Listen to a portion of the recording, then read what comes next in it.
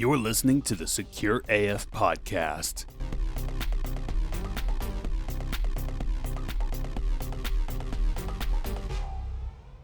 Hello, everyone. Welcome again to another episode of the Secure AF podcast. I'm your host, Will, here with Tanner. And today we are discussing a very special feature, the 2025 Hackers Holiday Gift Guide. So these are not products that we are sponsoring in any sort of way. These are just products that basically Tanner really thinks are cool, and we're going to talk about why. So, Tanner? Yeah. Well, we did a blog post did pretty well a couple of years ago, and it was the Hackers Gift Guide for Christmas or something like that. And it was literally just I sat down with some of the engineers and we were like, "Hey, that's cool. Hey, that's cool." And it was like our most successful blog ever. So people have said since then asked about it. So I guess we're doing another one. So you can go find it on the website right now. Yep. And these are just things that we think are cool. A lot of it I focused on budget stuff, because like nobody really wants to drop $400 on a Christmas gift, but dropping $50-$60 is a whole lot more realistic generally. We started off we kind of started off with my favorite. We're not really saving it for the best for last. Well, I guess it's one of my favorites. So the Liligo T Embed CC101. Maybe it'll be nice enough to put a picture of it. Yes. Well, ding right here over the shoulder. So, so you kind of referred this is sort of a this is like the $60 version of the Flipper Zero. Yeah, so I think you can get them even cheaper. But they're very inexpensive. The user interface isn't quite as good, but I would say you can probably accomplish 75% of what you can do with the Flipper Zero for a small fraction of the price. They even have some really cool custom firmwares coming out that they bring some capabilities I haven't even seen to the Flipper. Really? So any RF hacking stuff that you want to get into, it's very, very good. Nice. Highly suggest, especially for the price. I have a Flipper and I'll probably go buy one soon. Just to play with. And it seems like this is really sub-gigahertz centric for the most part, and which is a lot of fun. It has more capability than that, and it also has add-on modules, much like a Flipper. But that and for hardware focused people using any kind of if you need like a UART bridge or if you're using GPIO pins or anything like that, you'll come into it a lot there. But it can. Yeah, I would just say check it out. You'll go down the rabbit hole. There's tons of stuff with it. If you got somebody who likes to tinker in your life, it will provide them thousands of hours of entertainment. Nice. So speaking of other there's a lot of different RF wireless hacking essentials on this list really. So the Liligo, that's your favorite. So another one that's on the list is the Chameleon Ultra. So it's a compact RFID cloner. Yeah, the Proxmark's super popular, and I think we covered that before. It's been around for a long time at this point. The Chameleon is a more of a self-contained, really, really tiny guy. It's something you could palm and disappear in your hand very easily. It has a lot of capability. It probably can do the majority of what a Proxmark can do. Essentially, if you're not using a computer to do something, chances are the Chameleon can do it. Now, if you need to actually try to crack some handshakes or stuff like that, it still might get you the reads, but it's not necessarily the tool that you need for that. But for probably 80% of what you're going to encounter in RFID experimentation, it is actually plenty good enough. I don't remember the price off the top of my head, but it's fairly reasonable. It's a lot cheaper than a Proxmark or an iCopy by margins. Right. Which is a note on that. If you do feel like you need more, I would say just graduate up even from the Proxmark and get an iCopy Pro. An iCopy Pro. Okay. Yeah, if you need all the bells and whistles and you need the professional tool, that's the thing to use. Yeah. And also just to clarify, all of these items that we're talking about today are on the blog on the aliascybersecurity.com website, and with links that will take you to the product pages so that you can order, you can check pricing, you can kind of get a little bit more detail on the product information on those. So, I grew up, pretty much, I was an 80s kid, 90s kid. So, the next one kind of cracks me up a little bit because it kind of takes me back to high school a little bit. So it's the Ponagachi. Yeah. So it's an AI-driven Wi-Fi pet. So it collects WPA handshakes. Yeah. So it's just they really gamified Wi-Fi hacking and war driving even and things like that. Yeah. So you can get some integrations with Wiggle with it and use a GPS model. There's all kinds of stuff you can do. Now, this is one of those things that we put a link to because we're thinking like the hacker gift guide, like buy it for somebody in your life who's a dork, who's a hacker, who's into that stuff. Now, I would highly suggest going and building your own Ponagachi if you're into it. You can save yourself some money and you can learn all about it as you do it. It's an easy project. It's a perfect place to learn on. But you can also buy one that's fully complete, and once it is complete, it's very cool. So you can clip it on a bag or whatever, and it's a cool little pet that the more you walk around with it, the higher up it levels and stuff. Yeah, you kind of hit on this a little bit too. I think the fun part about like all the items that you chose that we talked about, they're on this list. I mean, you have some actual like practical pen testing tools that you would use in the field, and we'll get into those a little bit more in a minute. But there's a lot of like just real playful hacker gadgets on here. Some real, like you said, gamified type stuff. So it's a lot of fun looking at a lot of those. Like I think we saw this at DEF CON this year, the Wi-Fi pineapple pager. Oh yeah. The pager, that's actually what I said, maybe not my favorite. That's my favorite. Yeah. Yeah, so that's a really cool. It's a handheld Wi-Fi pineapple for anybody who's familiar with Wi-Fi pineapples or our last list. It's basically the kind of do-it-all Wi-Fi hacking device. If you want to set up rogue Wi-Fi networks that look like what network they're trying to connect to, they connect to yours, you feed them a fake captive portal, they give you their password, and then you bridge them onto the other Wi-Fi. I mean, there's all kinds of things you can do. You can de-authenticate people to capture the handshake of them reconnecting and get the password hash for the Wi-Fi connections.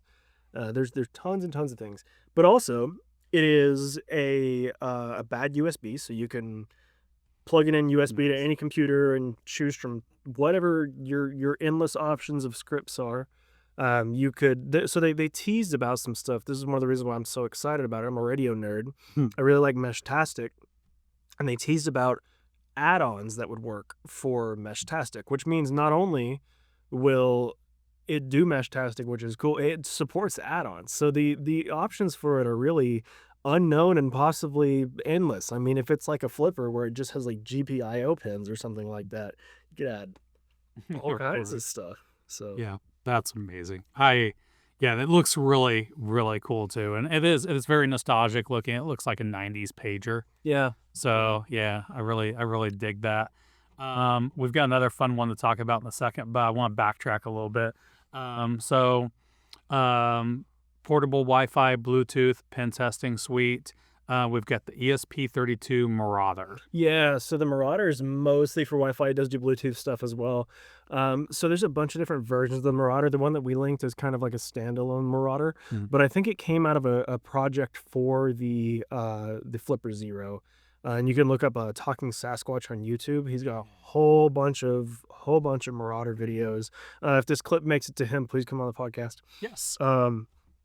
But yeah, it's just all kinds of fun stuff. Most of the things that I mentioned just earlier with the pineapple, you can do with a Marauder. And the reason why that was so cool, especially before the Flipper came out, is that you required a full-blown laptop, plugging it up to what is effectively a wireless router, sitting down and making stuff happen.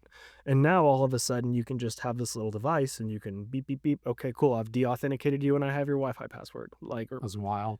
So there's lots of different, cool things that you can do with it, but Bluetooth exploration as well is another fun part about it.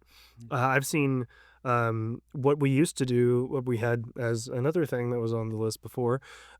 We had a Crazy Radio PA, which you could do mouse jacking attacks with on 2.4 gigahertz dongles, the older unprotected ones, which there's still a lot out there because everything Amazon Basics that was made for 10 years was on this this old unsecure band, but they're also insecure Bluetooth devices. And so if you want to try to inject keystrokes and actually hack computers via the insecure Bluetooth devices, a little more involved, but the Marauder can absolutely do it too. That's awesome. So, okay, we've got one more on the RF. I'm laughing right now because I'm just realizing this feels very much like we're on QVC or doing something. We should have set up a QVC set. Yeah, Alias for the holidays, home for the holidays, hacking for the holidays. There we go. My grandmother would have loved it. Tanner's on TV. I love it. So this is real playful. You and I, we have, so for those of you who probably don't know this, Tanner and I have a history outside of here where we do Viking Age reenacting. I'm not sure if you wanted me to tell people that or not. I mean, obviously it's very obvious, but anyway, so this one cracked me up. I love this. The Bjorn the Viking Hacker Companion. So little Wi-Fi hacking sidekick. Well, it's not even just Wi-Fi, it's network in general. So Oh, you connect it over the Wi-Fi typically, but it has like an automated pen test script that it's going to run by default, but you can edit it to do a lot of different stuff. So we set one up that we gave away for Techmas last year, which is an event that they do in Tulsa and stuff. yeah.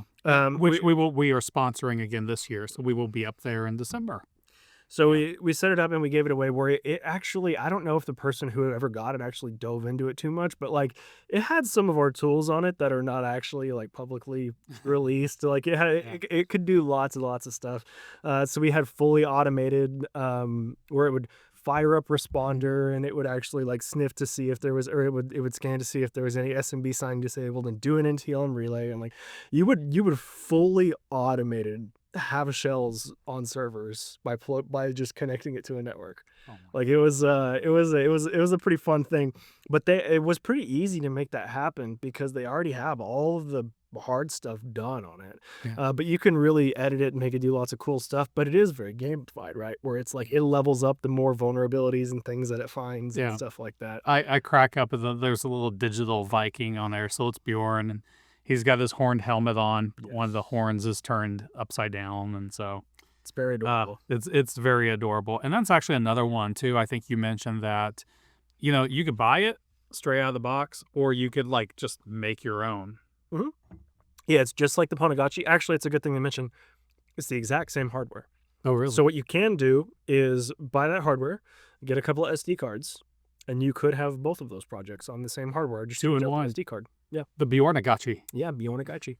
That was kind of where I was at. Is I had actually built a Ponagachi to give away at the last event, and then I found the Bjorn project. I talked to some of the guys who maintain it, and I was like, oh, this is cool. We need to do this one. So I used the exact same hardware and I just built Bjorn on top of it. Oh, that's funny. Yeah. Nice. All right. So we're going to get out of the RF and the Wi-Fi hacking tools for a moment. And we're going to talk about some like physical stuff. So I think this, okay, so this section might be my favorite. I think both of the items that we're about to discuss are on my gift guide list for this. This is, I want these. These are my stocking stuffers. Yeah. So the first one we're going to talk about is the under door tool concealment belt. And man, I love espionage type stuff like this. Yeah, it's neat. It's Red Team Tools. They always make some cool stuff. Shout out Deviant and those guys over there, Red Team Alliance. They made a belt that is essentially hollow and the belt buckle kind of like crimps onto it. And they got some, I will say, I know where this came from beforehand, which is the Not So Civil Engineer. He was the first guy to do this way back in the day, but they just made it to where it's something you can easily purchase, I guess.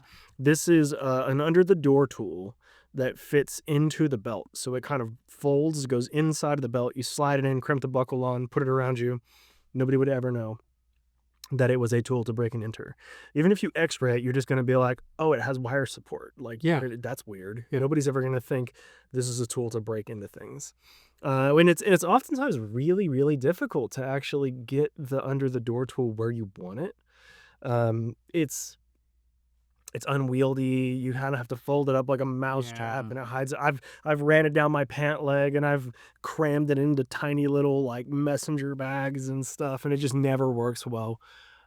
So putting it in the belt is a pretty cool idea. I don't imagine it's going to be quite as easy to use as a standard one, but the best tool is the one you have with you. Yeah. And if it's that easy to have with you, you will have it with you. Because I have also been on physicals where it wasn't easy to take an under the door tool. I didn't bother and then wish I had one because I had to do some crazy stuff to try to get in somewhere. Right. So, yeah, highly suggest checking it out. But I also haven't used one yet. I've used a lot of the stuff on this list. I've not used that one yet. Maybe someone will get it for me for Christmas. I don't know. Yeah. And then I can order give you two. a review. Yeah, there we go. Yeah. Order two. That is the Secure AF podcast. Anyway, the other item that I this is such a nerd thing, but I'm like, yes, I definitely need this as well. I've seen you use them. I've seen like some of our other friends out in the field use them. The iFixit Mako driver kit. So yeah. Yeah. If you're a tech nerd, you're using screwdrivers like fairly often. Oh yeah. I mean, it's just it's part of it. I keep them with me on every single physical pen test that we do. I keep them with me on risk assessments, and then just generally just tinkering on any of the above stuff. If I'm working on a door, electronics, or anything else, it's I just find myself grabbing it so often that it stays with me. What I like about it too is it looks very pocket friendly. They have a So bunch of different ones. The yeah. Mako is not the smallest one. It is like one size up, but it's very easy to forget about in a backpack or something like that. Yeah. It's a little big for like pocket. You could like throw in a cargo pocket theoretically, but it'd be a little unwieldy for that. But it's a great size to throw in your bag and kind of forget about. And just the thing I like about the Mako though, the reason why the Mako over the small kit, the reason is it has security bits. And I encounter security bits a lot if I'm pulling a card reader off of a wall or a certain electronics that we take apart. And you have to have a whole lot more bits with you if you're prepared to encounter security bits. So those are really, really handy to have for me. If you don't need those, just get the smaller size. It's still a great driver set that just it'll last you forever. It's great to have. Yeah. Also, very, very cool company. Probably one of the coolest companies I can think of. They're super pro right to repair.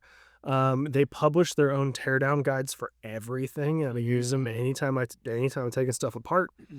So they're just like, no, you have the right to repair your own stuff. Even if a vendor tries to get them to take down their teardown guides, they'll fight them on it and stuff. And they're very much pro like, no, you bought that hardware, you own it, you can take it apart. Yeah, So- I love that. Yeah, actually, they ran into them at DEF CON as well, and they had some posters basically reflecting that. And I was like, I'm taking one of these posters and putting it up at home. Yeah, So, I hooked them up yeah. with a bunch of swag when I saw them at DEF CON. So if it makes them that way, I hope you're enjoying your break and entry tools. Yes. So coming up next, so we're going to talk about a little bit more. So I'm going to save the lock picking for last. Okay. So, because that's always like whenever we do, a trade show like we just did in Attack a couple of weeks ago, or just wherever we go, when we set up lock picking, you or Dylan or one of our other pen testers usually will have a little table set up there where you're doing like little door breaks and lock picking, and it's always so wildly successful. It like brings so many people over to the booth, and it's so much fun. You want to talk about the Evil Crow? Let's talk about the Evil Crow. Yes. So Yes. So going back, we're talking about, so now we're talking USB instead. yeah, the OMG cable is something that a lot of people would probably expect to be on this list, and it's a really, really cool thing. It's incredible what they've been able to do. The OM guy who made it, like it's mind blowing what they were able to figure out. So my problem with it as somebody who is a pen tester and uses implants, and right now I have like 4 implants that I'm trying to get back that were used. That's a real part of the job and nobody talks about. Yeah. I had a couple of land turtles and a Raspberry Pi and a key croc. And like, I'm sure they'll send them back, but I'm out of those for a few months, right? And like, Right. they're not necessarily cheap to just be thrown away. The OMG cable is hundreds of dollars. And it's very, very cool. And it's the fact of like, I can just set this phone cable somewhere and somebody might use it it's a pretty highly likely possibility. The attack vector for it is real, everything like that. But the chances of you not getting a phone cable back that you mysteriously left in a bank somewhere are pretty damn high. So it's going to be a $300 per use possibly item. Now the Evil Crow does the vast majority of what the OMG cable does for $40. Oh, wow. Yeah. So it is a cable. It is a USB-C cable that has bad USB. It has ESP32 in it. You can connect to it wirelessly and send the payloads and do it. The OMG has a little more capability, but to be honest, all of the capability that I care about is in the Evil Crow. And $40 is a whole lot easier to stomach leaving somewhere to hack something. Yeah. Yeah, no kidding. And especially like if you're like, we do so much pen testing. You're constantly gone. Yep. So it's I can see like doing as many pen tests as you do physicals that you're doing constantly. yeah, you need a lot of overlap with like multiple cables because it might be a while before you get like a lot of them back. Yeah, so I immediately, if I want to buy, 5, I got to drop $1,500 into cables, and yeah, it's a lot. It's a lot. It's money that can be spent elsewhere. Absolutely. So Yeah. All right. So I was getting a little too excited about it. I'm going to jump on it. So I got one of these actually about a month ago because after reading this, I was like super excited and I wanted to like try my hand at lock picking after watching Dylan do it at Inteltech, and he did a fantastic job of leading the crowds through, teaching them how to do it and everything. And I love it. So this has been my sit in the recliner at night with a nice adult beverage and kick my feet up and relax and watch a little bit of TV. And now my hands are busy Yep. doing a little bit of lock picking. But the night school tuxedo edition kit from Sparrows. So the tuxedo kit's what I use as a pen tester. Granted, I have a couple other picks. I've got the Reaper picks from Covered Instruments. And I really like those. Those are like my favorite picks. But if I had to say like this is one set, all of our go bags have a Sparrows tuxedo kit in it. That's our standard. Our as professional users, that's what we use. And it's not that expensive to learn from. Yeah. How much was the whole night school kit? I think it was like $80, And it comes 80 with bucks. locks. Yes. that are cut Yeah, away, it you comes can with learn 3 all- different kind of locks. They're like the invisible locks, so you can like watch the pins move, and then they've got the sleeves so you can hide it, so you can, kind of go from feel. But yeah, and it's got all of the different picks, the tension rods, I mean, the whole bit. Yep. And I think that if you don't want to buy the whole locks and where you can do all the stuff, just the pick set itself, the tuxedo kit, would be a suggestion of mine, and I think it's $40. Actually, I think it's 30. I want to say it's 30. Okay. So yeah, it's not terrible. Yeah, no, and they're very good because I had when I first started doing this, when I first started working here, I'd got like a cheap lock picking kit off of Amazon that I was kind of trying with and not having any success with, and then I got the Sparrows kit, and like within like Samantha could tell you, she's on the other side of the camera, but I was like, check this out, and I had like a pick. I was like, in 2 seconds, I was like getting it open. Yeah. I was so excited. Yeah, and part of that is definitely just learning it, the ability, but the picks do matter too. Yeah. It's not like spending $100 on a pick is going to make you a great lock picker, which is why a $30 set like the tuxedo set is all I really need. There are certain picks that you need for certain things, and I've collected dimple picks and tubular lock picks and all kinds of different things that aren't that. But for the majority of standard locks that you're going to encounter, that's really good. And then if you want to expand on that, get yourself some wafer picks, get yourself some jigglers, and you can just build out on it. But it's the perfect place to start and learn. Good starting point. Yeah. Well, very good. Well, that kind of wraps up what we have on the list on the blog. So you can actually go to aliascybersecurity.com. Go to our blog. You can find the post on the homepage right now on this date here in November. And you can read a little bit more about all of the items that we have on here. There's links on where to go buy them. And then you can find the pricing on there. I would say these are really great gifts because they're very useful, but they're also fun and very conscious of budget. So as you mentioned earlier, as a very frugal person who made the list, that was the goal. There's some things on there a little pricey, the Wi-Fi Pineapple pager and some stuff like that, but for the most part, it's all very, very practical stuff that you can actually get somebody. Yeah. And I was looking at the little ago, and I see why that might be your favorite on the list, because it's like, I mean, as someone who has a Flipper Zero and doesn't know how to use like most of it, you identify this as like, hey, this is basically 85% of what you could do with the Flipper Zero, and it's probably going to expand into more than just the 85%, but for a much, much cheaper price. So for the LilyGo, yeah, certainly. Awesome. Yeah. Well, if you have any questions about any of this stuff, you can @ me on the LinkedIn post for the blog. And I will answer you for free. Yes, that's Tanner Shin, alias Cybersecurity. Normally I charge per question, but just this once. Yes, I'll do it for free. Because it's Christmas. Yeah. So, which also I'm going to put a little shameless plug in here for Alias. So, but we're right now through the end of the month, November 30th, we're doing 15% off. 15% off. Let me emphasize that on all cybersecurity services. So that's everything from like incident response, retainers, pen testing, the whole works. So yeah. Be sure to subscribe if you haven't already. Comment, review, please. We're on Spotify with this. We're on Apple Podcasts. We're on iHeartRadio. We're on everywhere that you can cast your pods. So be sure to leave a review. Leave us a comment. And then be sure to check out the website, aliascybersecurity.com, for the full blog. And send us a note. Tell us what you think. Any questions? Ask him. Thanks, everybody. Thank you.